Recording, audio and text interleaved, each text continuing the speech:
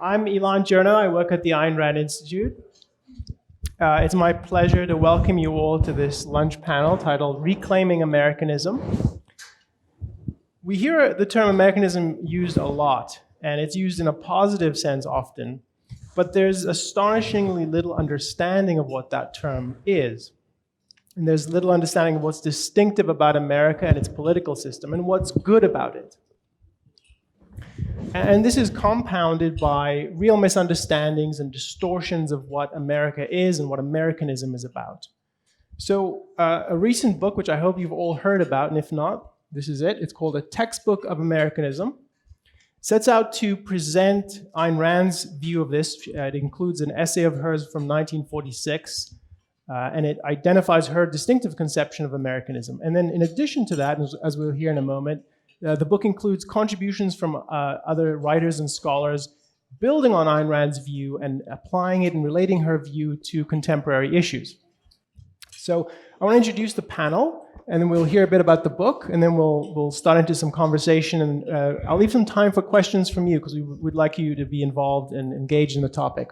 So let me introduce our panelists today. I'm delighted to have with us Jonathan Hoenig. He's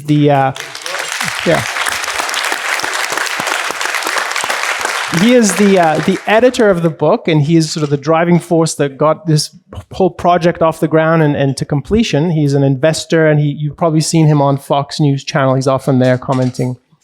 Next to him is Yoram Brook. He is executive chairman of the Ayn Rand Institute. He is the chairman of the Ayn Rand Institute. And of course, the host of the Yoram Brook Show. Still doing that? Okay, good. Next to him is Dr. Ankar Gate, a senior fellow and chief philosophy officer at the Ayn Rand Institute. And here is Dr. Greg Salmieri, a philosophy fellow at the Anthem Foundation and an instructor at Rutgers University. Now, all of us on the stage, oh yes, go ahead, sorry.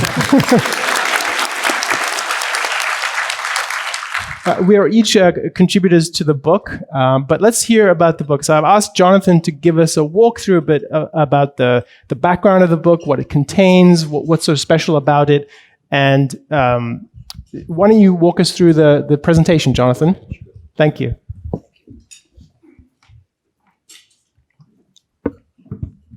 Thank you, Ilan, and thank you all for being here, and thank you all especially for your support of these ideas in general, and specifically for your support for the Ayn Rand Institute, who are advocating for your ideas and these ideas every day, literally all across the world. Gonna take kind of a light topic today, something someone's not too passionate about, America, something that all of us, and as I've found and discovered, the more I've been out there with this book, everyone from every political stripe is extraordinarily passionate about. And everyone thinks that he or she knows exactly what is this country ultimately about? What are the principles on which it was based? And kind of probably most importantly for our purposes, does America reflect that today? Well, a quote from a new textbook of Americanism. I don't think it's a nice term, Trump said, of American exceptionalism. I don't want to say we're more exceptional because it's to say we're more outstanding than you. Well, I believe, and I think Ayn Rand would also say, that we are more outstanding than you, America is more outstanding. The problem is people don't know what it is anymore.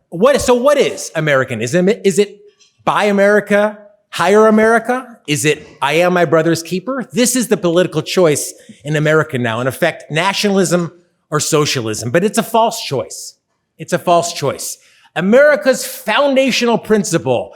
I've given a few talks for student audiences, and I have to kind of put it in when I say the secret sauce, if you will, is individual rights. That is what makes America special, unique, important throughout history, and important to this day. That is truly the secret sauce that we need to evaluate, we need to reestablish, and we need to reclaim, as we said, as objectivists and as Americans. And Ayn Rand is America's philosopher. This, I think, is what's so frustrating to me as an objectivist, as I see how Ayn Rand is portrayed, especially, for young people in the media. what is that perception of Ayn Rand in the media? It's kind of this dark, gloomy. This is exactly contrary of what we as objectivists know Ayn Rand truly to be about. So part of what I've wanted to do with this project is replace that and remake the connection that Ayn Rand is America's philosophical voice. She is America's philosopher. And you all know her life story. This group, more than anyone, doesn't. You need to be reminded of her true American success story. We want to talk about, the American dream, and Ayn Rand not only, I think, embraced it, she defined it. And of course, she came here in 1926 to be free to be able to write. But as we know, she saw that same sort of collectivism growing here in America.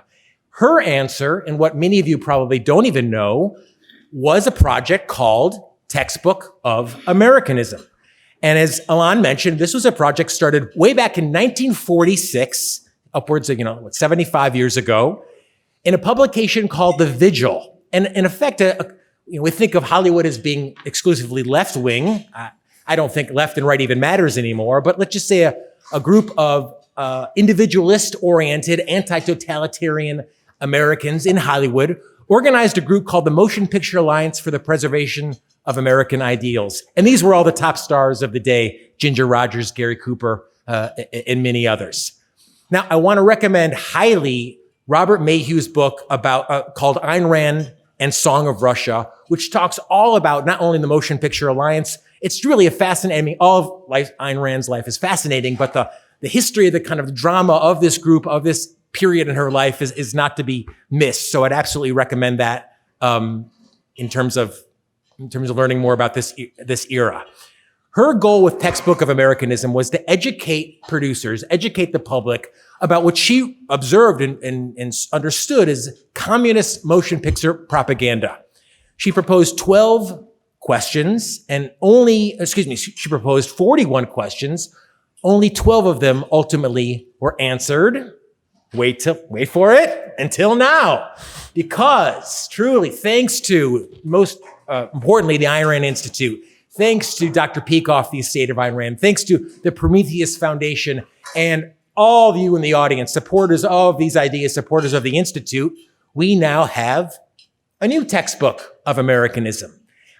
This comes at just the right time, because I would put forth that these ideas, trying to decipher what Americanism really is about, it's up for grabs even more than it was, I think, probably when Rand started the project in 46. And her purpose was in a sense to provide kind of an everyman's guide. This wasn't going to be a scholarly textbook about, getting into deep metaphysics and epistemology in America. It was going to be a basic everyman's guide to understanding what America's true fundamental principles are and are all about. So here's how a new textbook of Americanism is outlined. The first part is, in my opinion, the best part. And of course, that's Ayn Rand, her original textbook of Americanism. And she starts not with, talking about political parties. She doesn't say, well, what's better for America, the Whigs or I don't even know, who was it? She talks with basic fundamental principles. This is the genius of Ayn Rand, even at this relatively early stage in her careers. She starts with that basic issue. She says the basic issue in the world today, Dr. Brooke has said he envisions it as being in the political realm. I think I've heard you mention that before, and it's so true. The basic issue is between these two fundamental principles, individualism and collectivism. And these two principles are at the opposite of two social systems. So this is a great book for young people especially, who just simply have not been introduced to these ideas at all. They've been told since day one, you're going to have to sacrifice for someone. And maybe in the back of their mind, there's some sense of, gee, America, life, liberty, the pursuit of happiness. I kind of heard that somewhere, but what does that have to do? This is the book that makes that understanding of Americanism and individualism clear. And Rand, she has got the shortest essays in the book. So it shows you how astute this woman was and concise she was with words. She goes through what is a social system, compares individualism and collectivism, United States on one hand, and boy, plenty of other nightmarish collectivist societies on the other. What is a right? The inalienable rights of man. How do we recognize another rights? Again, really easily accessible short essays as Rand envisioned them. Something that an everyday person, if you will, could just thumb through and find some real answers that confer with these basic American principles. is the greatest good for the greatest number a moral principle? These are the basic fundamentals that are it's the stuff we debate every day on cable news. So they're still being asked and not correctly answered today. Part 2 expands Rand's original Textbook of Americanism. So Rand answered those first 12 questions, and an astute group of philosophers associated with the Institute help answer the second portion of the additionals. Ankar talks about what is capitalism. I make the point of estate tax and the importance of property rights. Andrew Bernstein talks about communism and fascism. Is there any difference of that? And Dr. Bernstein is also a wonderful writer. He answers the question, are dictatorships efficient? And he answers very astutely, yes, they are efficient at mass murder. Of course, this is a really straight to the point type of reality-based gut check that makes so much of Rand, I think, objectivism so powerful and effective. Dr. Richard Salzman talks about how how fortunes are made in capitalism, outlines some of the heroes of today and of yesteryear as well. Amy Peikoff talks about racism and why racial prejudice is un-American. Ayn Rand asked that back in 1946. Gregory Salmieri makes the point about voting. And even today, I've spoken in front of many college kids, and you say to them, what makes America great? We can vote. We have the right to vote.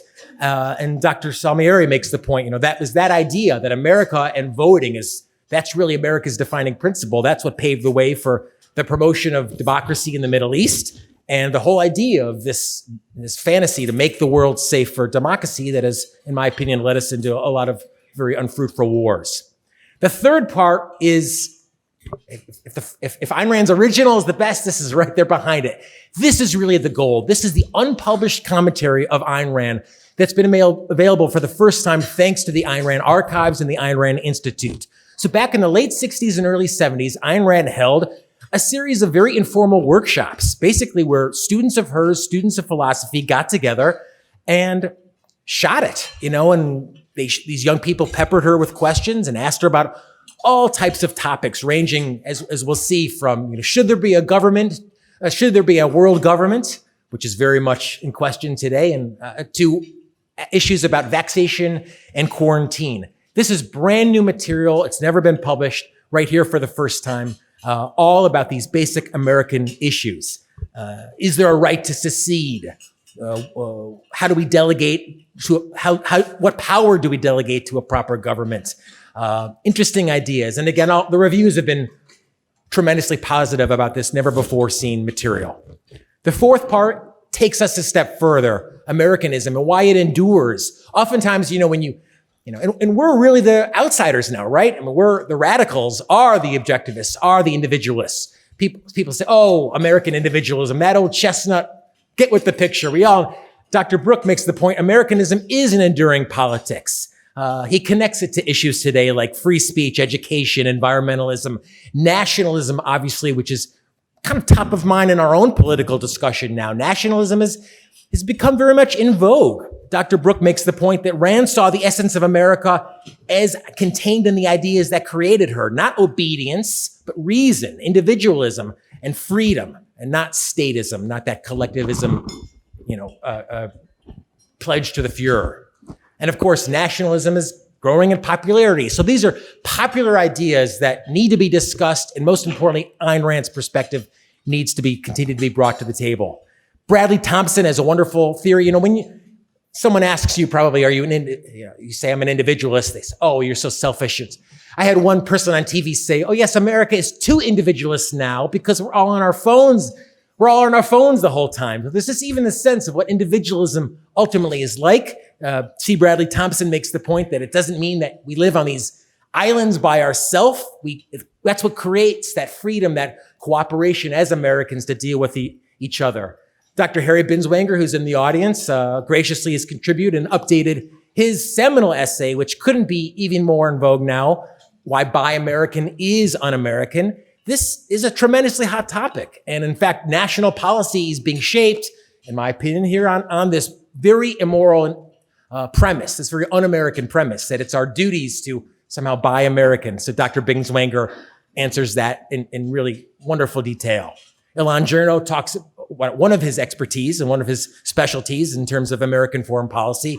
Obviously, as America weighs potential crises and attacks in the Middle East, this is coming to the forefront once again. And in fact, New Ideal, which if you don't subscribe to from the Ayn Rand Institute, you should, put his piece out for all to read and enjoy without even having to buy the book. So of course you're going to want to buy the book, but Alan really gets to the heart of what a true American foreign policy should be. So look, our kids, you're buying your kids these textbooks and they're costing you hundreds of dollars. This book is $19. It's a bargain, especially considering what's in it. And especially considering what they're reading all these, very expensive textbooks. And what's the result is that young people are getting more and more interested, invested in socialism. They're just not being given the alternative. When I first read Textbook as a young person, the light went off to me. I really saw the connection between America, Ayn Rand, of course, and individualism. That's the connection that we need to make. And Textbook of Americanism, now updated, a new textbook, does it in a really important, precise way. So let's reclaim Americanism, people. It's based on individualism. Let's quit it with this. Oh, I'm the left, I'm on the right. Those labels do not matter anymore. Neither the left nor the right reflect true Americanism. So we need to advocate, in my opinion, for the right ideas. That's part of what we're doing here, not political tribes. And let's continue to make the point that Ayn Rand is America's philosopher. She is the American voice. She understood what America's about, and that's what's in this new book. Thank you all very much for being here. Thank you.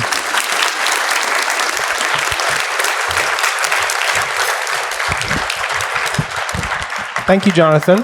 Can I just say I should something? mention one thing about the book. So you said it's $19.99. Is that what you said, the cost of the book? Yes. Well, it's actually available here at the conference. There's a limited supply, and they're discounted from that retail price, and there'll be a book signing. So if you're interested in the book, and we're going to try to convince you that you should be over the course of the discussion. You wanted to add something, Yoram? Yeah, let me just say, I don't think we've given enough credit for Jonathan for what he's achieved here. He mentioned this idea to me, I don't know, 10 years ago over dinner in Chicago. You need the mic on. Not on 1, 2, 3. 1, 2, 3. No, mic. Switch. Try the switch. No, it's on. Why don't you try Mic this? is on. 1, 2, 3. Is this one on? 1, 2. Oh, there we go. All right. Thank you. So I don't think enough credit has been given to Jonathan for the achievement here. I mean, he mentioned this to me, that he wanted to do this project 10 years ago. He has since engaged in rounding up cats, which is what objectivist intellectuals tend to be, editing the work, finding the experts to edit the experts, putting it all together, and now is a tireless marketer for this. So he had the vision, he executed, he's marketing it, and he's driving all of us to market it. So, congratulations, Jonathan, a huge achievement here.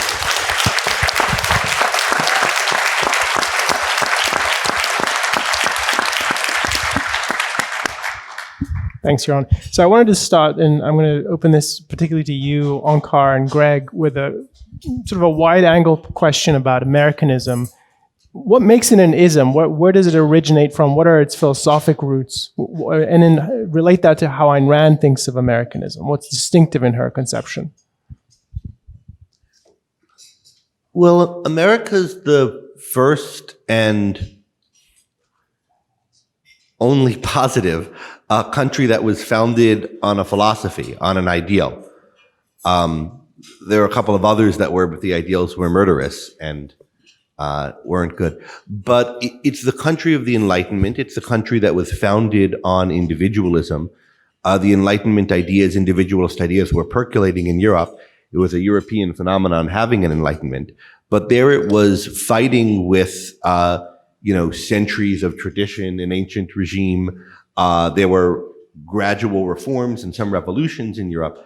But America was a country that was fresh. The people here were all people who'd come here to start and find a better life. They were all colonists, immigrants, people who moved here in search of something better. Different ideals that they had, some of them good and some of them bad, but people who were willing to make the move to make their lives better. And the children and, second generation children of those people living here, it was a place where these new ideas of the Enlightenment could take root.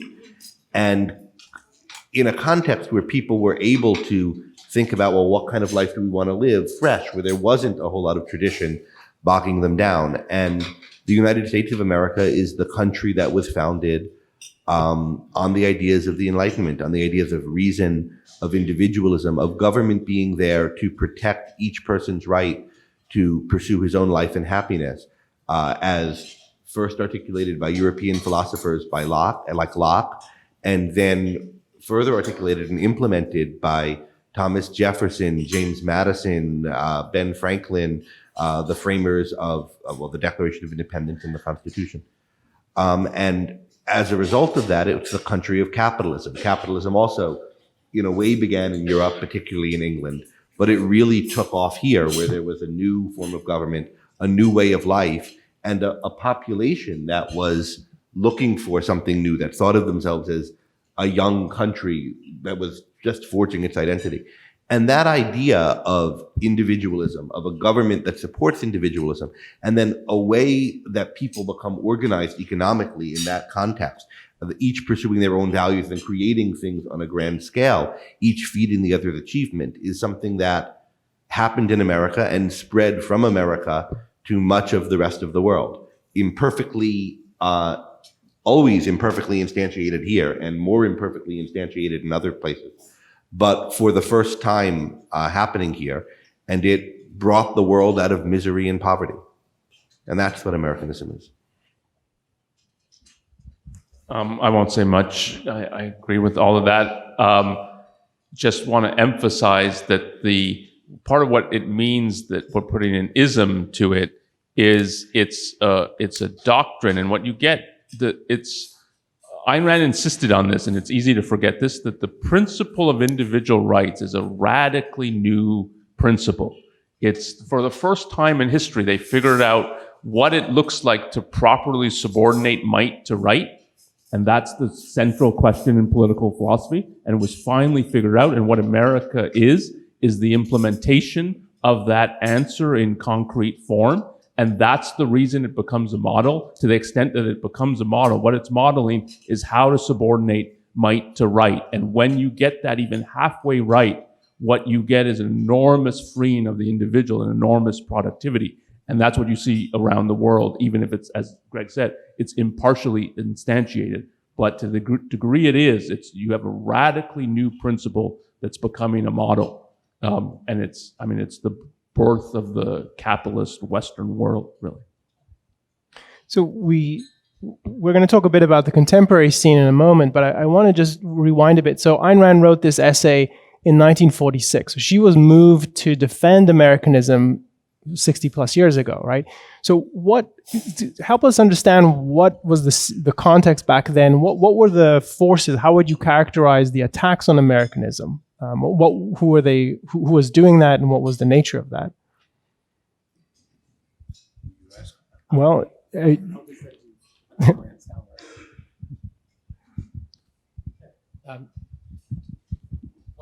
with Shoshana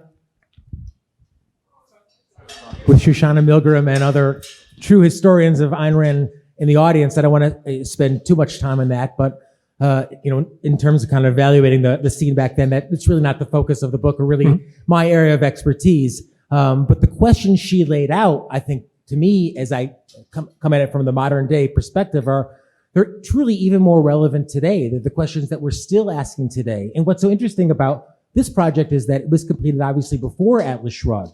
So we can see oftentimes kind of early elements of, in my opinion, some ideas that were later better codified and fully fleshed out in her work. For that, I'll just defer to Ayn Rand, to Robert Mayhew's book, Ayn Rand, A Song of Russia, which sketches out everything that was going on in that period in that history. A word or two about it, though, again, about just who she was responding to. So I forget just what year the following anecdote is from, whether it's a little before or somewhat after this textbook was written, but it gives you a sense of the cultural atmosphere and her response to it. There was a lot of anti-fascist activity in Hollywood, as they called itself then. Anti-fascist groups, anti-fascist organizations, parties, and she was invited to one or to contribute to one. And her response is, I'll join it when it's also an anti-communist society, not before then, comrade. So there was the idea that among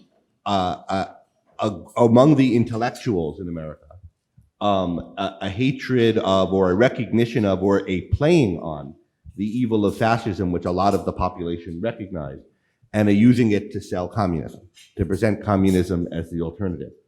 And she was rejecting that. And that's why the idea is the fundamental issue in the world today is individualism versus collectivism. Collectivism, whether it takes the form of the fascists or Nazis, or whether it takes the form of Lenin and Stalin. And I think we see that alternative more and more again today, kind of socialism versus non-socialist forms of authoritarianism and collectivism.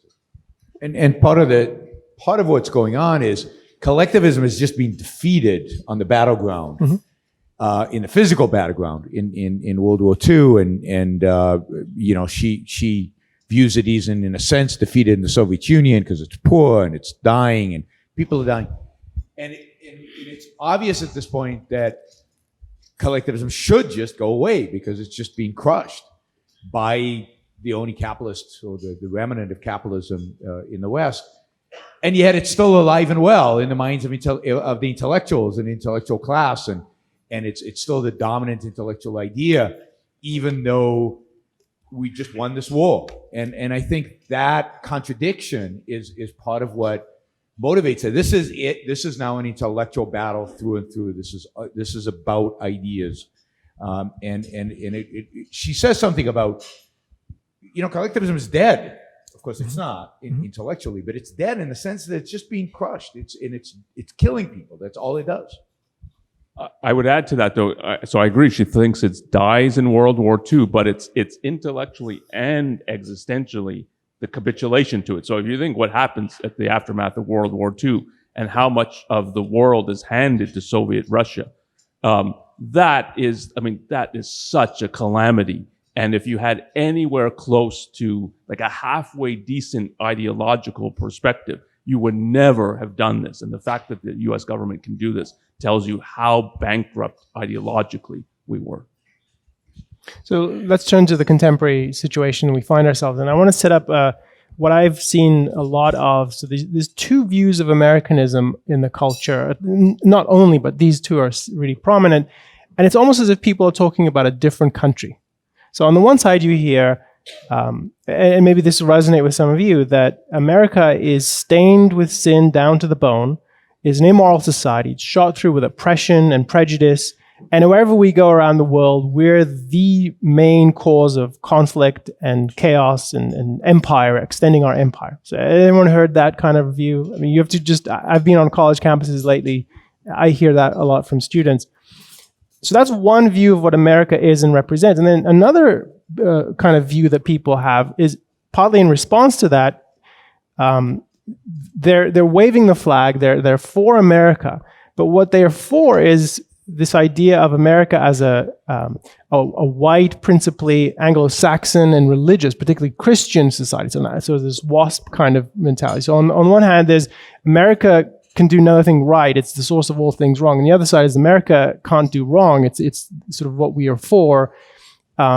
So I think there are some issues there that are worth untangling. And how do you sort this out? Because are there things that America has done wrong that it has mistaken? And you said, Greg, that America's implementation of these ideas has been imperfect. But at the same time, is it right to think of America as some of these apparent defenders view it?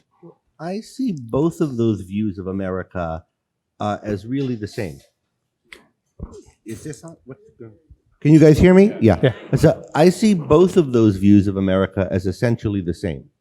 They're both an amoralist, brute view of the country, where a bunch of people who have some narrowly defined interest, no ideas are involved in defining or understanding what our interest is. No ideas are what makes us great or evil. We're just a bunch of people in power relations over other people. And then you have the one side that's cheering that on, go Team USA, and the other side that's against it, but without any moral content. So America's the greatest because it's the strongest and it can pummel other people, or America's the worst because it's the strongest and maybe it has pummeled other people, although I think that's a distortion of history. But not America's represents something. America's for freedom. What's great about America, what makes it strong where it's strong, is its freedom, is the ability of individuals to lead their own lives for their own sake. And where we don't have that, we should get it back or get it for the first time. Because there definitely have been evils. I mean, the obvious one, and it's massive, is slavery. But there have been many others, ways in which America has not lived up to its principles over time. And that doesn't all come from some one political faction in the country. There's been, every party is guilty, and most people are guilty of endorsing some serious contradictions to the principle of freedom. But those contradictions, those bad things, those evils, aren't unique to America, and they're not what made America powerful, and they're not what made America great. And we have to understand those as blights, things that we inherited. I said we didn't have many traditions, but there are some. Things that we inherited that we did not overcome, and that we have to overcome. So I'll quickly mention, Iran has observed in the past that just an increasing emotionalism in the political discourse writ large. I've certainly seen that as well. So I think there's a sense now, Ayn Rand was obviously a thinker. She put forth principles, but what I've observed, and maybe this is, to your point, on both all ends of the political spectrum, is just a dissatisfaction with kind of principles, qua principles, the sense of, we need action. What is it? What did a principle ever give us? What did that, we need to do something. Why do we stop with principles? Even on the, as I said, the so-called right. So my kind of advocacy, especially with young people, is getting to stop and answer, as Rand did, again, some of these just basic issues, and then come back around to the kind of the modern day present applications, and that in terms of that they're more concerned about. But there's that, I think, just that emotionalist unhappiness with principles, this anger and readiness for action that makes this book so important right now. So let me just probe one of the issues that came up that I would like someone to address. Maybe you, Onkar, are interested in this. So what do you say to the people who argue, well, America was a Christian nation from its beginning, and you're happy, all this happy talk about the Enlightenment, yes, that's fine, but deep down, America was a Christian society, and that's what we need to get back to. I mean, I don't know if you guys hear this, but how do you respond to that? Well, it depends who's saying it, but if you're talking about students, they're just totally ignorant, and they've been brainwashed.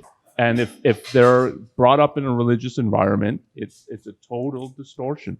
So if you know anything about the history of the West and the religious wars in Europe, and the Protestants and the Catholics killing each other for decades and decades, the persecutions, that this was a major, major problem of what religion does when it gets political power. And part of the Enlightenment is struggling with this issue and trying to figure it out. And the answer can't be that you persecute religion, but nor can the answer be that you give religion political power. So how do you get an answer to this? And this is part of what the principle of individual rights solves. And this is part, Locke's interested in both the principle in a wide scale and particularly how it applies to church and state. And it is, you get a radical view when it is, a religion's just like a club. It's like a bridge club or a chess club, and it should be treated the same. And it doesn't have any special status. We don't have to persecute it.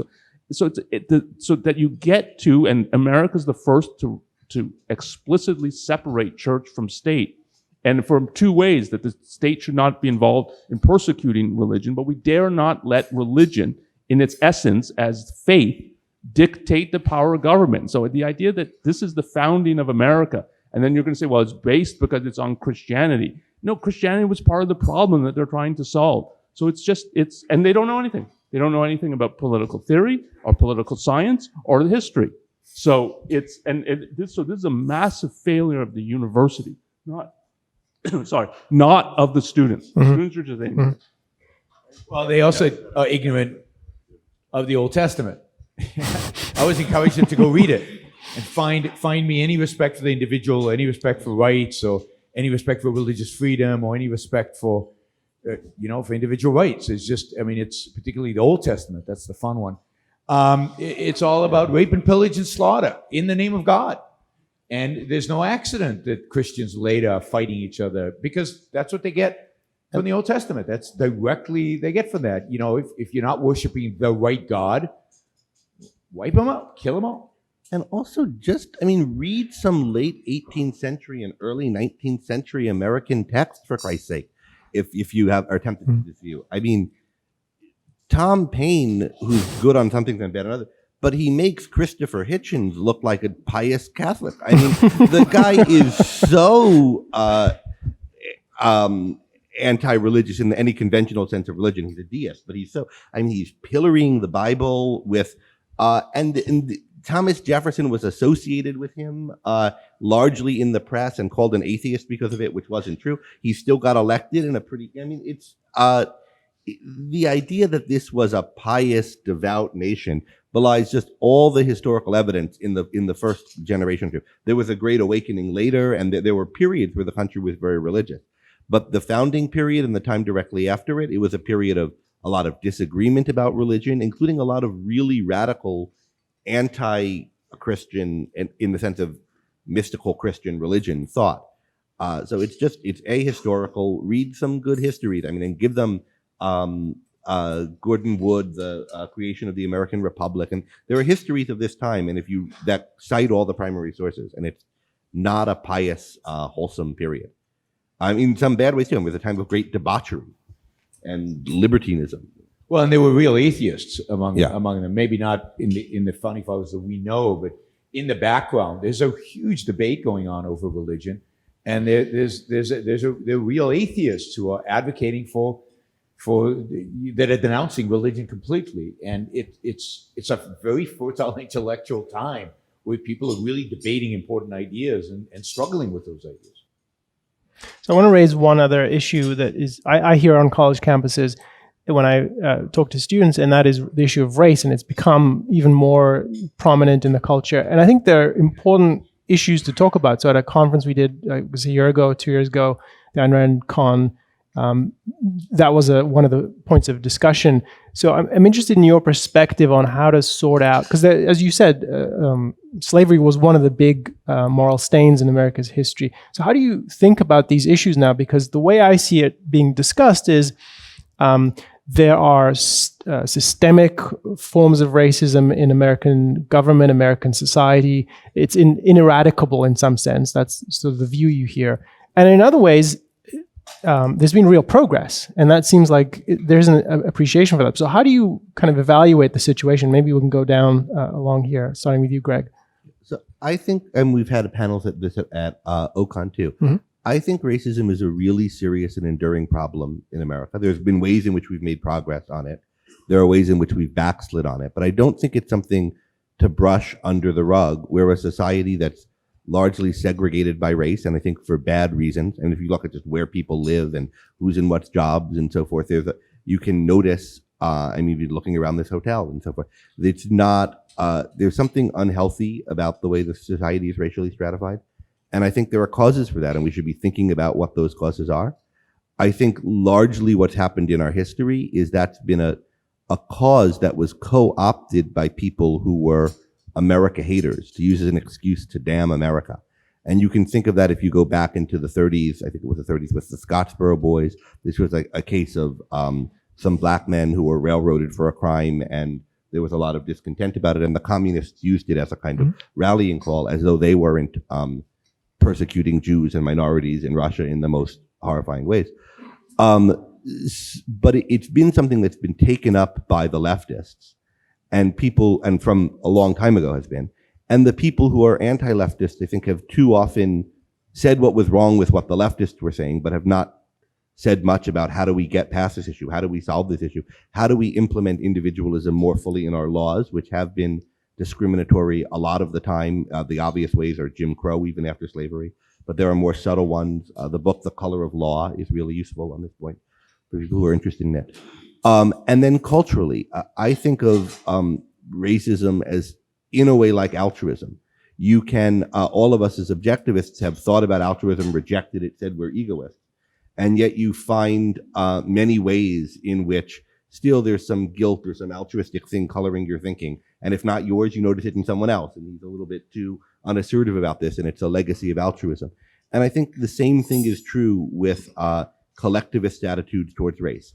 There are kind of traditions or holdovers for it, or just ways of acting or patterns that have racist origins that you can notice in yourself or other people, and you have to correct them over time in the way that you do the remnants of altruism, even after you've intellectually rejected it. It's not something that just happens automatically. I mean, we were a society where it was illegal for, at least in large parts of this country, for white people and black people to eat in the same room 60 years ago. That's not a thing that just, well, we changed the law and then suddenly everyone's cool, right, the next day, and there's no legacy of that. That's not how premises work in someone's psychology. There are resentments about it on both sides, some with good reason, some with bad reason. There are all kinds of patterns of behavior, and it's something that'll take time to work out. I think in some ways it is getting better over time, but it needs sustained thought and attention about, like, where is this coming from? How can we fix it? What are the right responses? What's a properly individualistic way to deal with this issue? How do we raise children and raise this issue to the children in the right place? And I'm sure other things I haven't thought about, but it's something that requires thought, not just sloughing it off as, well, this is something the leftists use to beat up America. It's also something Americans need to think how to do better on. Yeah, I mean, I agree with all of that. I'll just note that because the people who have dealt with the issue over the last 60 years have all been, or in many ways have been, collectivists, the issue has been dealt with wrong. So whether it's affirmative action, which is the wrong way to deal with the injustices that occurred before, or whether it's identity politics, which is the way the left now represents it, or the backlash now to identity politics, which I think is racism on the right, which I think is growing. I'm not one of those who thinks it's a myth of the left. I think it's there. I think it's growing. I think it's becoming more powerful. You know, you can ask me about what's going on in the conservative movement right now, but it's even among intellectual conservatives, you're seeing it bubble up to the surface. It's really, really, really ugly. And I actually think it's getting worse. So while I think for many years, for maybe 50 years, things were getting better, but underneath the surface, there was something getting worse. And I think that has come out. And one of the, you know my position on Trump, so this won't be new, but I think one of the things that Trump has done is he's surfaced a lot of things that are under the surface in terms of this particular issue. And what we can bring to it, what Ayn Rand can bring to it, is the right perspective, which is the individualist perspective, which is the only way to deal with the issue of racism. You cannot deal with the issue of racism by saying, I'm going to join this group, this clique, this tribe, in order to protect myself against the distortions of that other tribe. You're just playing into the racism. You're playing into the collectivist problem. And that's what I see the right doing. And this issue, I think, is going to get much worse in the next decade or so. And we're the only voice. I see very few other voices out there that are talking in terms of individualism about it. Can I just say one thing about why we're the only voice? So in order to really solve this issue, even to start combating it, but to solve this issue, you need a positive alternative. And if you think, where the way it will generally be put when people are trying to conceptualize it in a positive way, they'll go back to Martin Luther King's statement. I hope that my kids won't be judged by the color of their skin, but by the content of their character. The negative, what's going to go away, is they're not judged by the color of their skin. What does it mean to judge them by the content of their character?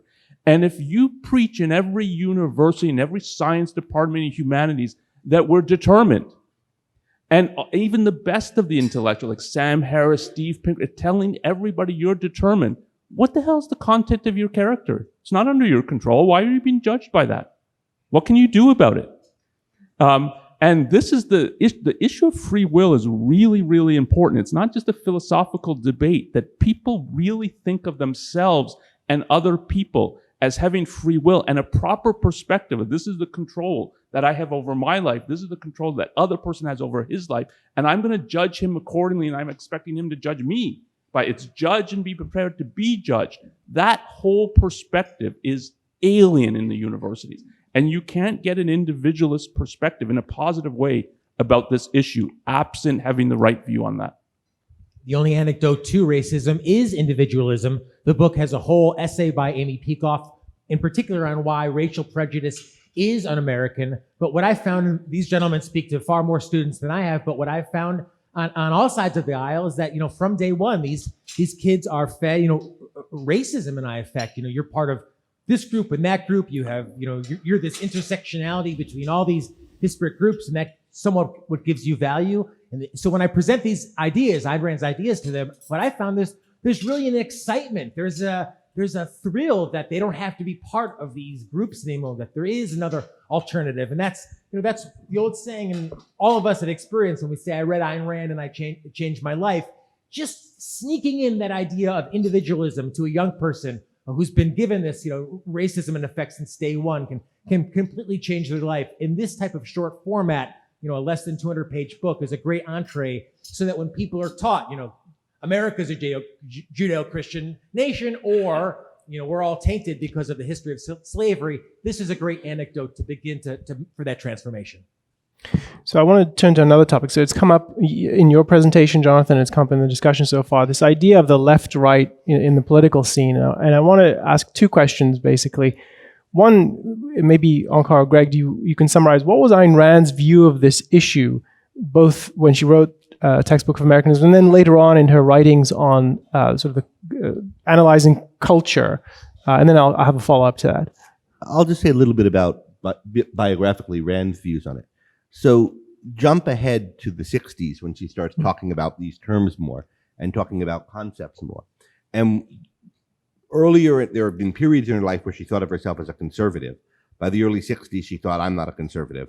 Conservatism is a movement I don't want any part of. She was very aware of and talked every time she used any of these political terms about the fact that these terms do not have fixed definitions. Everything in the political discourse is woozy and fuzzy because people aren't thinking in essentials. And therefore, you can't take any of these terms, conservative, liberal, left, right, libertarian, and kind of pin it to your masthead, and I'm part of this movement.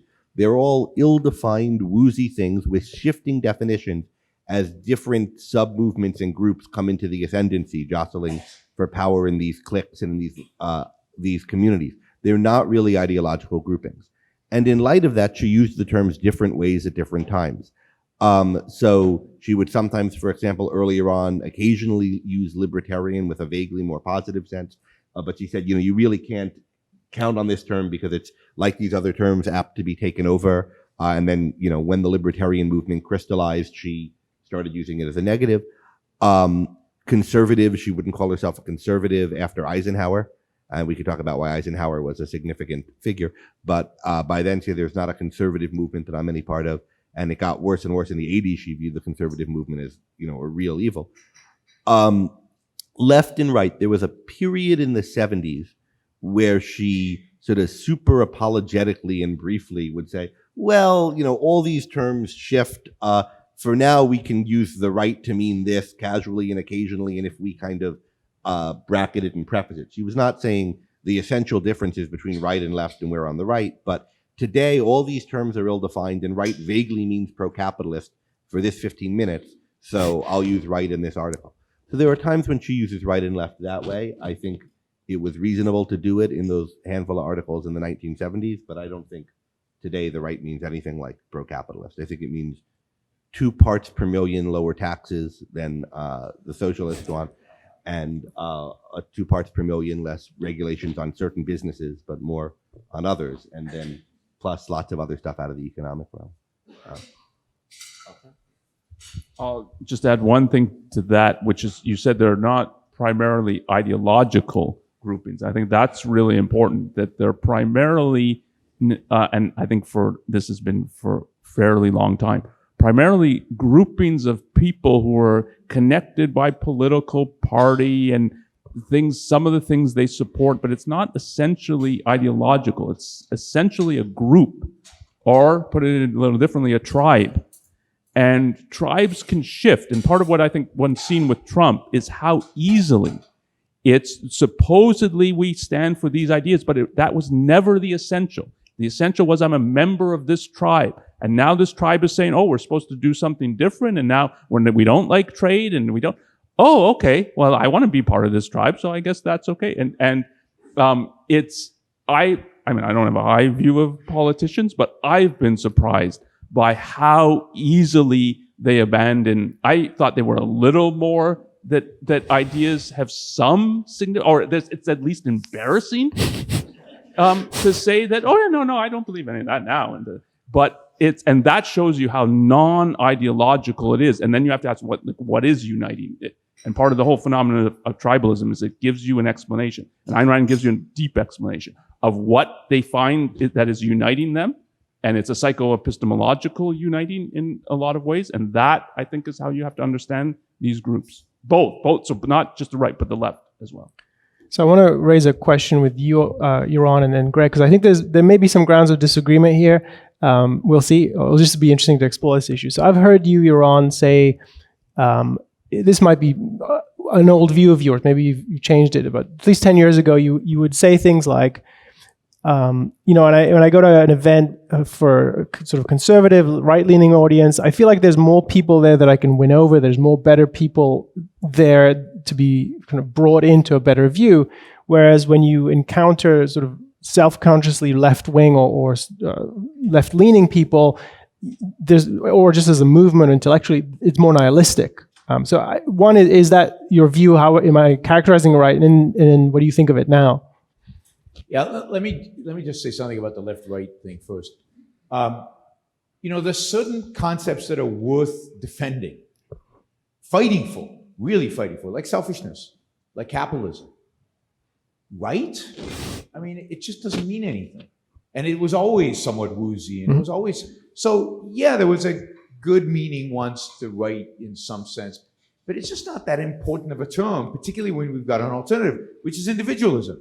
We're pro-individualism. The rest are pro-collectivism. They're collectivists of the left and collectivists of the right, as people understand it. But I can't get excited about, I'm going to defend the right. Who cares? It's not a term that has meaning as a concept versus selfishness or capitalism that has all this good content underneath it that really needs preserving, and the word actually represents that content.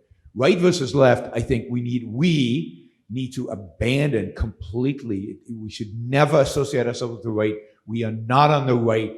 Given how the term is used in the culture, given who is on the right today, it is a travesty if we think that we're on the right and we communicate outside that we're on the right, because we're being bundled in with the worst collectivists, the worst types. And if you want to see this, I did my last podcast on this.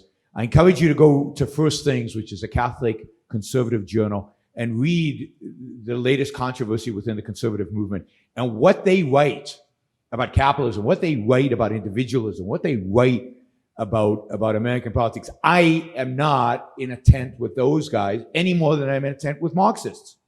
They're the same thing in my book. They want to destroy this country in one way or another, in different ways, but they're out to destroy this country. And there's a real battle going on right now within the conservative intellectual movement. And who wins that battle will determine what this right looks like. But neither side is very good. One is just pure evil, and the other one is just pragmatist, moderate, and it can't win. So that it looks like the pure evil is going to win. So I hate to be pessimistic, but the conservatives are hopeless right now. 10 years ago, I would have said yes. When I go in front of Tea Party groups, or when I go in front of young conservative groups, they're at least seeking values. They look like they want to attain something. There's something positive that they're striving towards. And we have values, and we can attract more of them. Whereas many on the left are just out to destroy. They're out to knock down, and the haters, primary motivation is hatred. So that I thought that we could attract more people, and maybe we could at that time. It's really hard to track these things and actually have data on what works and what doesn't. But a lot of that, I've been very disappointed. I mean, I made a real effort with the Tea Party, and I think a lot of us made a real effort with the Party, and it went nowhere. And in many ways, the Tea Party is now the Trump Party. There is no Tea Party independent of Trump, and I think Trump is a disaster, and I think they're buying into that disaster. They support that disaster. It's pure collectivism. They've given up on value. They've got some vague notion of what America is and where we're heading, and the emotion that's driving them is, we hate the left so much, and we hate where this is going so much, so we're willing to destroy everything. And you get this in these First Things articles. Mm-hmm. Anything, if the purpose is to destroy the left, anything goes. If we have to regulate high tech, then we regulate high tech. If we have to, intervene in the economy, we intervene in the economy. If we have to have tariffs, we have to have tariffs. Whatever it takes to destroy the left, that tribe over there, we're in for, which is just as destructive as what the left has always advocated for. Now, I still think there's a difference in the sense that the right, and this is what makes, in my view, the right more dangerous and more threatening. And this goes back to the dim hypothesis, to Leonard Peikoff's dim hypothesis, which I, to the extent I understand it, I think I agree with. The right has a vision. The right knows where it wants to go. When you read the First Things articles, they want a theocracy. They want a type of theocracy. They won't admit theocracy, but they say, you can't just leave morality to the marketplace. It has to be, we have to tell people how to be, we have to do this. And look, a moral nation is a nation that serves God. And so if you don't serve God, it's not a moral country. And America was founded on Christian values, and it served God. And they quote the founding fathers, in some distorted way to support this. They have a vision of what they want. They want a certain type of theocracy in this country.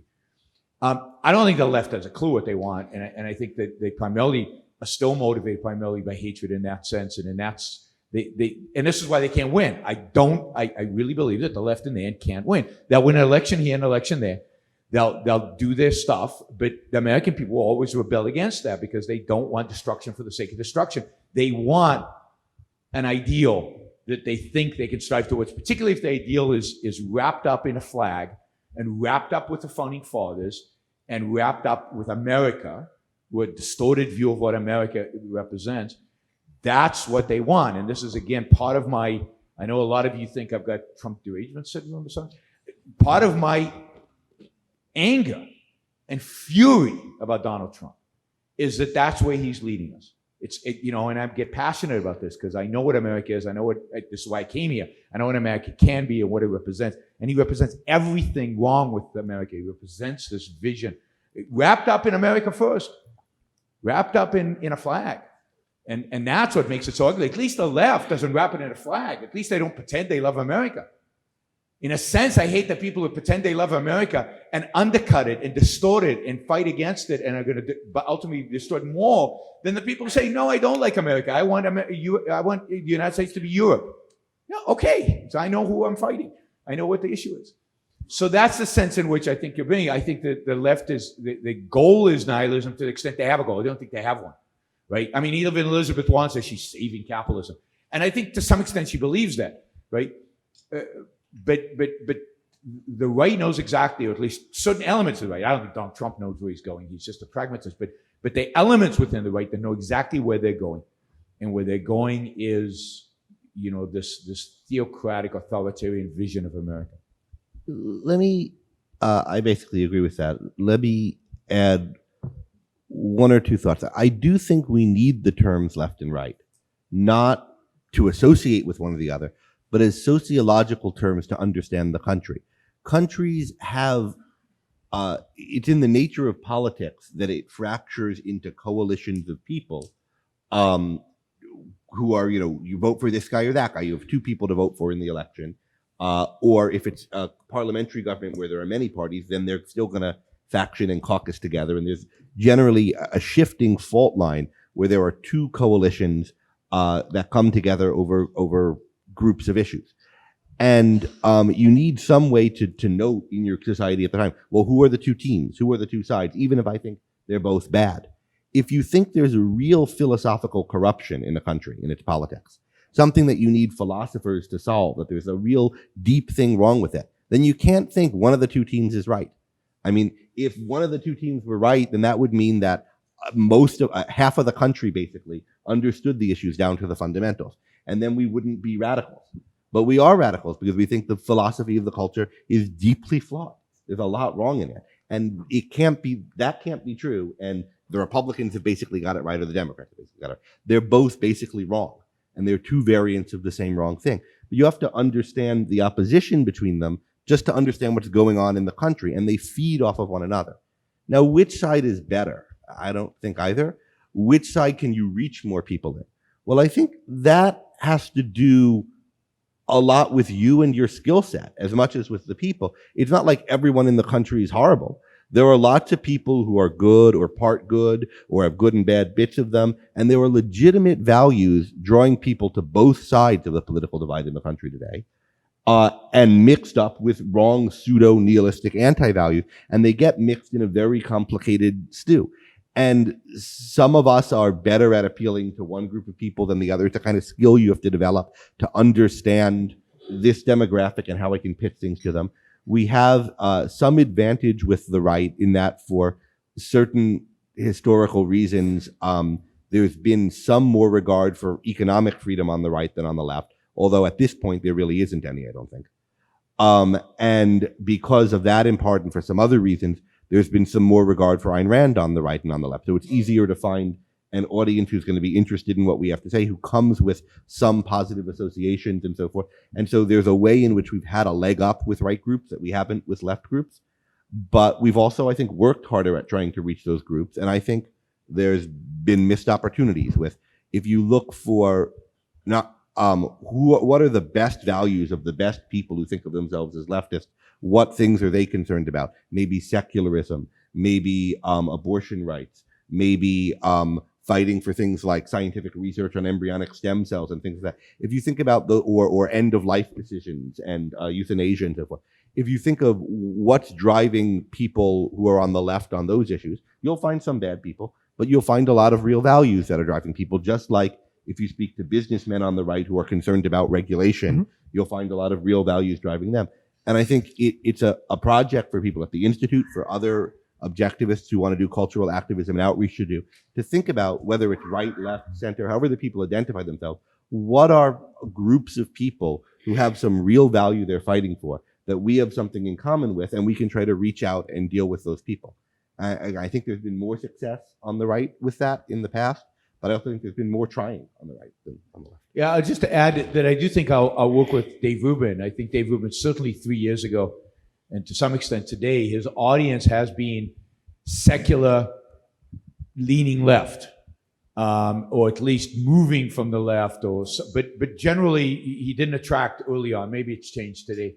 But, conservatives or people on the right or religionists. And I think we've had terrific success with his audience. I know personally, just my first appearance on Rubin, the number of people that have come up to me over the years and told me that they never thought of reading Ayn Rand. They would have never considered reading Ayn Rand.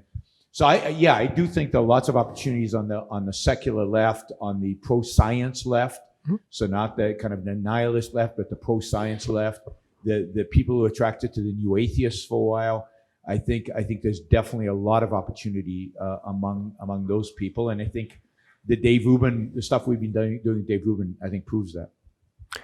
And I'll just quickly add, I echo what Yaron said in terms of divorcing ourselves, I believe, in Ayn Rand from that totally false left-right dichotomy. And I think, we are on the outside of that, and America is and was still on the outside of that, and really making that reinforcement as being important. What's so, I think, positive about this book and a great opportunity about this book is that, as often said, you need a little bit of a hook with people. You need to kind of hook people into understanding what makes individualism so important. And America is a great hook, because left or right or everyone will say that he or she loves America, that they're passionate about it, and that they know what it's about. And what's so just powerful about this book, and like so much of Ayn Rand, is that you read an essay of Ayn Rand's, or something I'll mention again by Dr. Binswanger, explaining why Buy American is really un-American. Again, this is a kitchen table issue right now, and Dr. Binswanger's perspective is so kind of turns your head around and really makes you think in the new way, as so much of objectivism does. So I think, as all of us is trying to advocate for the ideas, don't be afraid to use elements of the book as a hook to introduce people to individualism, something that certainly, if they're under probably 45, they've simply never even been brought to their attention before. And what you want to be doing with that when you do it is saying, you're attracted to whatever you're attracted to. Let me articulate better and use Ayn Rand to what that is, what the value is there. And now that it's articulated, you're not finding it in this group. You're not finding it in this tribe. You're not finding it in this tract. You were into the right because you were pro-free markets. But the right isn't pro-free markets now that you understand what that is. So you've got to walk away from the right. Maybe you vote for some Republican candidates sometime, but you don't identify with them because what you're interested in is freedom, and you see that that's not there. Or you identify with the left because you hate racism and want to fight racism. But once you really understand what's wrong with racism, why it's proliferating in the country, you see the left's, a big part of what's causing it, and they don't have any alternative to it. So you've got to walk away from the left if you're anti-racist or if you're pro-women's right to abortion or whatever the issue might be, because they're not in any position to defend it, and they're not defending it. They're letting it slip away. Well, I have a few more questions, but did you want to add something? No, I was going to ask. Yeah, I was going to say I have more questions, but I'd like to hear what you guys have to say. Let's see. Raise your hands if you want to ask a question. I think first person in the back. Yep. Wait for the mic, please. Can you hear me? Okay, great, thanks. Okay, thank you. First time, I guess.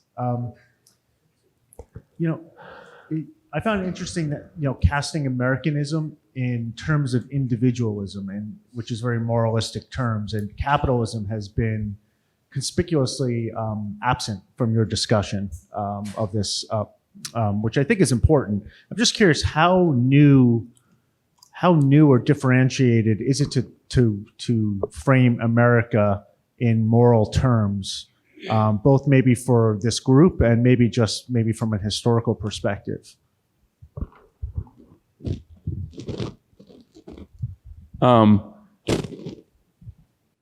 don't think it's new. I think that's what the Declaration of Independence does. It frames America as a shining new ideal, and it's the implementation of it. So what has been lost is the ability to understand what the Declaration means, and that it's about moral individualism. So we're one of the only people who will say the pursuit of happiness means the pursuit of your own happiness, not of everybody's happiness. We're not utilitarians, but the Founding Fathers were not. So it's reviving the moral perspective that created America. And our perspective on capitalism is that it is the implementation of these rights. So it's inherently moral, but that is not how most people think of it. And if Elizabeth Warren is savoring capitalism, that's not how she thinks of it. Individualism is getting at the deeper root, so the root of the moral perspective, and nobody will defend it. So, and to get that this is what America is about, and so everybody's against this, and so you guys are saying everybody is against the American ideal, which is true. I mean, which is the issue today. So I think it is much, much effective, both in terms of communication, but it's because it's getting to the essence of the issue, that the issue is America is the country of the individual. And if we can get that, capitalism becomes easier, right? Because what is capitalism? It's a system that protects the individual. So it's a system based on individualism. So it's not to reject one. It's just to build on the thing that's more foundational. More questions? I have the mic. Okay, Jim. I wonder if you'd help us distinguish these terms, Americanism and nationalism, a little bit more. So is Americanism, for example, just a species of nationalism? Is nationalism inherently collectivistic and Americanism inherently individualistic? These terms can get both conflated and confused. And when we speak about this, you could speak to someone about Americanism and they might think what I think of nationalism. So can you maybe parse that a little bit? Yeah, let me start with an anecdote from a children's cartoon and then say something about the concept. So there's a really lovely series made in the early 2000s called Liberty's Kids. It's a cartoon about the American Revolution, and it's one of the few relatively recent cultural artifacts that I think captures a lot of the American spirit and the founding spirit. I think people here, if you haven't seen it, you'd really like it. It's for children, but I love it as an adult, so look it up. And the plot of it involves a number of young people living through the American Revolution. One of them begins as a Tory. She's a young woman, and she's coming around gradually to the American cause, the Patriots' cause. And one of the people who actually influences her in this is Benedict Arnold, who then turns out to be a traitor to the British, right? And she asks her friend, Benedict Arnold changed from America to the British. He's a traitor. Am I that because I'm now supporting the American revolutionaries and I was born in Britain? And the young man responds to her, no, because Americanism is an idea. Americanism is I don't think he uses the word principle, but it's an idea. And anyone who accepts these values, who wants to live this kind of life, can be an American and is an American. And so I think Americanism, as opposed to any variety of nationalism or patriotism, it's an ideology that other countries can adopt. And the world has become, not enough, but parts of the world have become a lot more American than they used to be. South Korea is pretty American. Hong Kong is very American. China is more American than it was under Mao, a lot more, although backsliding, right? So Americanism isn't about being attached to this nation as opposed to other nations. It's about implementing the principles that were first implemented in this nation and implementing them more fully. Now, as for nationalism, there's the words nationalism and patriotism. One shouldn't be a stickler about, words are used somewhat differently by different people, and there's some optionality about which concept you associate with each word. But there are two ideas here. One idea is, in fact, my country, right or wrong. I was born on this soil. I associate with this tribe or this team. It's very important to me that we be a distinct unit as opposed to others, and that I side with our unit as opposed to others in any deal. I'm all about this group, and it importantly does not involve moral evaluation of the group. And there's another idea, which is you notice about the political community, the nation you're a part of, some of the ideas that animate it, some of the character that animates it, and you morally evaluate it as good. And then you're for that country because of your moral evaluation of it as good or as better than the alternative. So if you're an Israeli, say, take it outside of America, and you're pro-Israel, and you think Israel's being mistreated, is it just because you're some bigot who likes where you were born, and if somebody says against it, you're not going to hear any of it? And you would be the same thing if you were born in Russia or in the Palestinian territory or in Iraq or Iran? Or are you someone who thinks, well, here's what's good about Israel, not perfect, but better than these other countries around it, and that's why I'm for Israel? The latter thing is good, whether it's for Israel or the United States or any other country, if you're morally evaluating it, recognizing it as good, and then for the country for its virtues, versus you're for the country because it's yours. And you can use the word nationalism for either of those two, or the word patriotism for either of those two, but I think the kind of history of it suggests that I think it's better to use the word patriot for the morally good one. That has a history in America of the patriots in the American Revolution, who I think were for America for its virtues. And so I tend to use nationalism for the bad one. But I mean, Rand uses some interchangeably sometimes, and other people do. I mean, she uses, if I remember right, she uses nationalism only in the context of foreign policy, of setting America's self-interest as first. In terms of what the U.S. government should be doing out there. I think in the context of the world in which we live in today, in the context of who is using the concept nationalism and how they're using it, I don't think we should use it. I think Greg is right in terms of what Americanism is as an idea. I think patriotism is a good thing, as Greg illustrated, if you're patriotic about a country and the virtues of that country. But I would not use nationalism at all, given the way it's used right now. And it is very, very dangerous. Yeah, I mean, I feel like I have these arguments on cable news all the time, and as I interpret it, and these concepts are fluid on some level, but as today as it's commonly understood, as nationalism is sacrifice to the nation. So, are we about sacrifice for the greater good? No. So I think, it's all for us. It should be all about promoting individualism, promoting capitalism, but that is what we stand for. And as Jerome mentioned, Ayn Rand, it does not say my country right or wrong. It's my country for the right ideas. And those ideas, I think, that should be put first and foremost, not this notion that the nation is the value that we should all sacrifice for. And if the issue is nationalism versus globalism, or what used to be called nationalism versus internationalism, which incidentally is a package deal that Rand wrote about in the Ayn Rand column, these are package deals. So just spell out what you mean. There's not having to do with a nation versus having to do with the whole globe.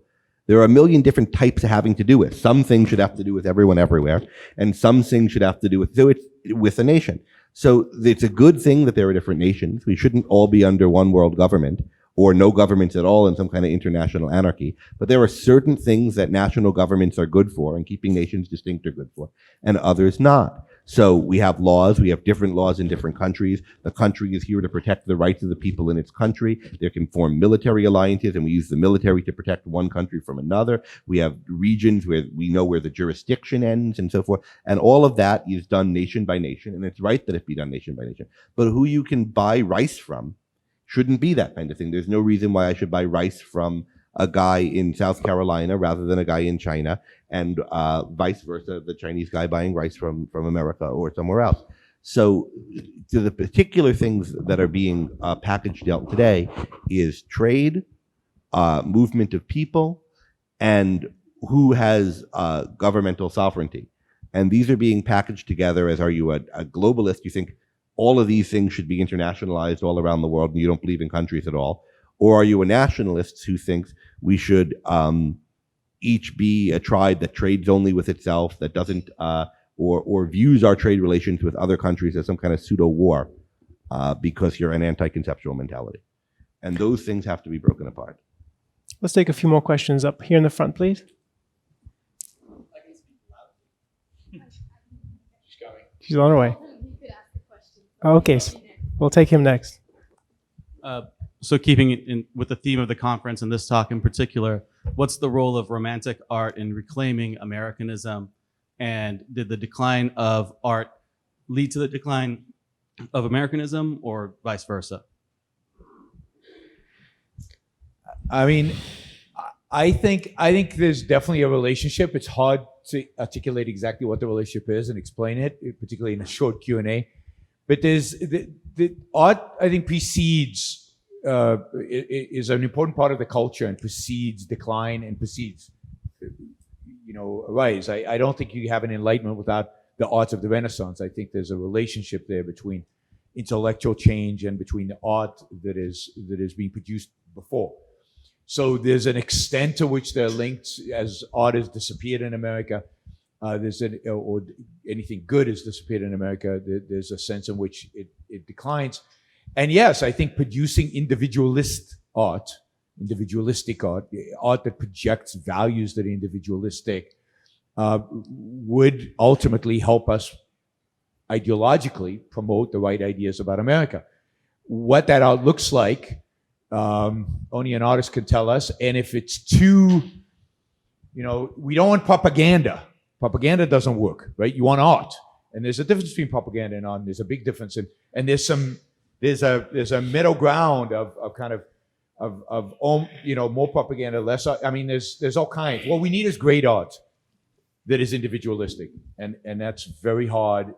But that will be the first signs, I think, of real cultural change, where you can say, okay, in a few decades things will change, is when individualistic great art starts being produced.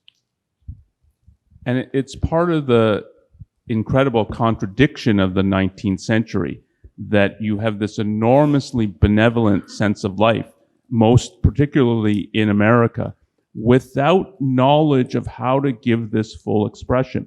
And it's the philosophy that stifles that. And this is part of her point about romanticism, that it cannot and does not portray a real hero, because a real hero from this sense of life is not an altruist.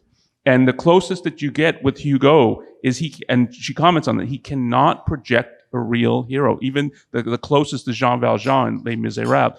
And she puts it, he's too much of an abstraction. And it's part of their retreat from dealing with the issues of the day. If you dealt with the issues of the day, you would, from a certain perspective, be enormously pro-individual, pro-America. Hugo is one of the few who will deal with contemporary problems, and not all his novels do. Les Mis does. It's injustice in the 19th century towards the lower classes.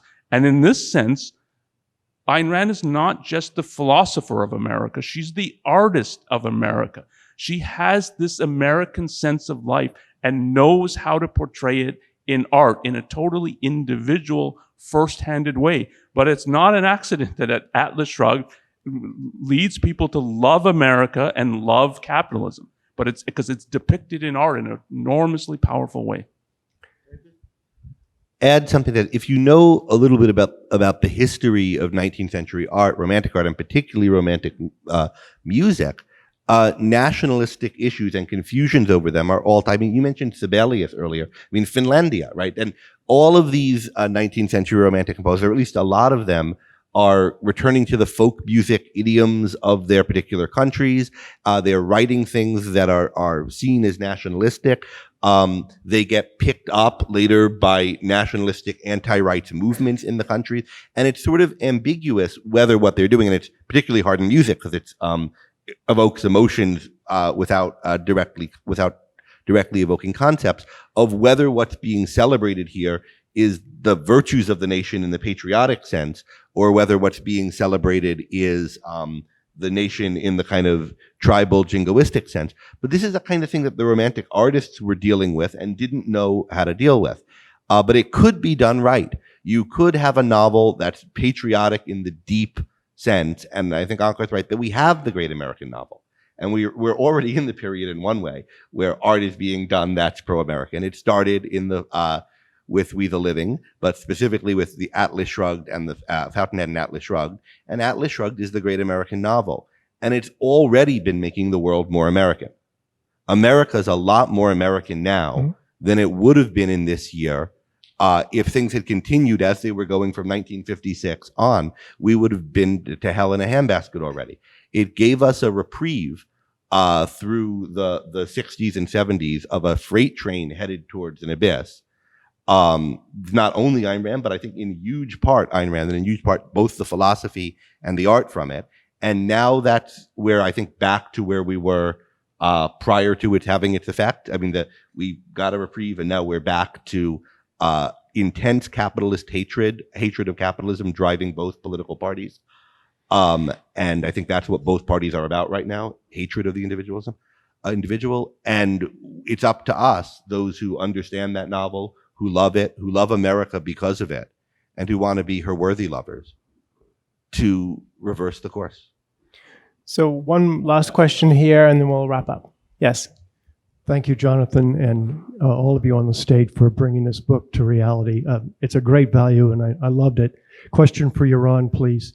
You mentioned that you see a rise of racism among conservatives, and I wonder if you could give some examples. Yeah, I mean, read the manifesto on First Things. Read the manifesto on First Things. And they talk about immigrants replacing Americans. Replacing. I mean, that to me is code word. And it's code word in Europe. It's, what's the word in Europe? I mean, it's the idea that people... Genocide? Yeah, white genocide. It's all these... There's a whole set of these terminologies that are being used on the right to identify the fact that, you know, non-white people are coming into this country, and we're not going to be white. Now, some of the authors of this document are not white. The guy who wrote the main article in First Things is an Iranian Catholic. I don't know if he converted. I don't know his biography, but he's using the racist terminology. You see it in the rise of violence on the right, racist violence on the right. I mean, it's there. It's whether it's attacks on Jews or attacks on churches. You're seeing in the rhetoric. You know, I'll just say, you know, when I did a show, I don't know, 2 years ago on the alt-right, the tweets I got afterwards, you can't imagine that I would see that in America, leaving Israel. The anti-Semitism, the seething hatred, the embracing of Nazi.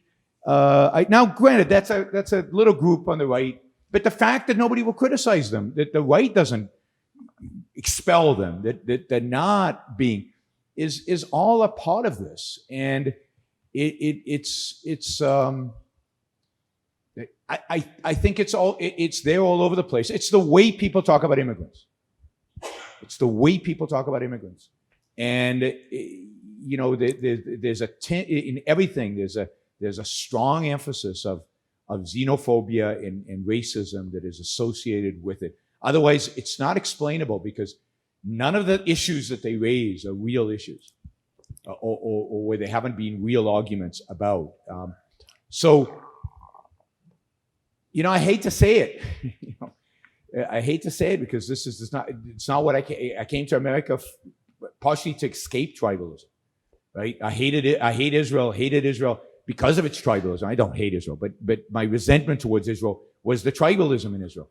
And over the last 3 years, I've seen the rise of tribalism and racism in America in ways that I never imagined could happen again.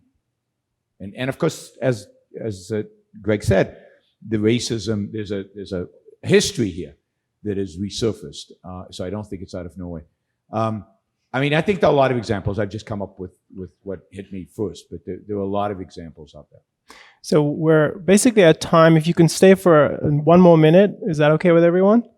I'm going to ask you each in 2 sentences. What do you see as a path towards reclaiming Americanism? And you can say by the book, but that's the one sentence. You need one more. Ayn Rand, I think, laid the path for us. It's about speaking. It's about educating. So first and foremost, thank you for your support of the Institute. I encourage you to continue to do that to help make these projects possible and to get them in the hands of the students who are going to determine the course of this country.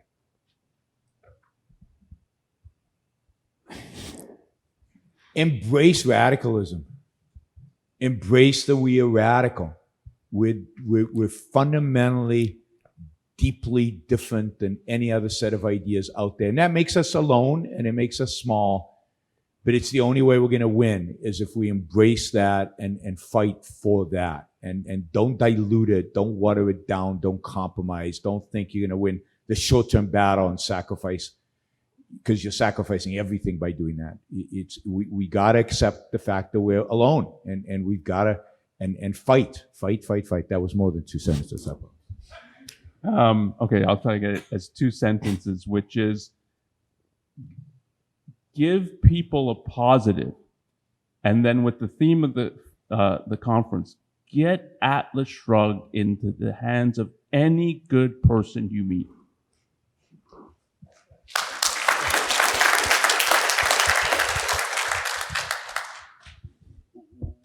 One sentence from Ayn Rand and one, so a little bit explaining it. The strike you have to go on is cultural. That's what she said when asked, how does the principle of the strike apply in her time? Should we go on strike? I gave a whole talk on this 2 years ago, applying the strikers' principles in America today. The strike you have to go on is cultural. And what that means concretely is we have this idea of a walk-away movement, people leaving the Democratic Party. You need a walk-away movement from the Democratic Party, from the Republican Party, from the left, from the right, from all of these institutions, all of these groups that are part of the mainstream culture, a recognition that they're corrupt and bad, and that we need something else. And then we need, what is that something else? And that something else is America and objectivism. And again, with Ankar, the giving Atlas Shrugged, and the helping people to see what it is. The not diluting its message by making it seem like some minor variant on some stale tribal bromide, but the recognizing that it's about loving your own life, achieving your own happiness, and fighting for the kind of society that allows for it. And it's a slow, long, uphill battle, but to quote the Romantic Manifesto, those of us who fight for the future live in it today.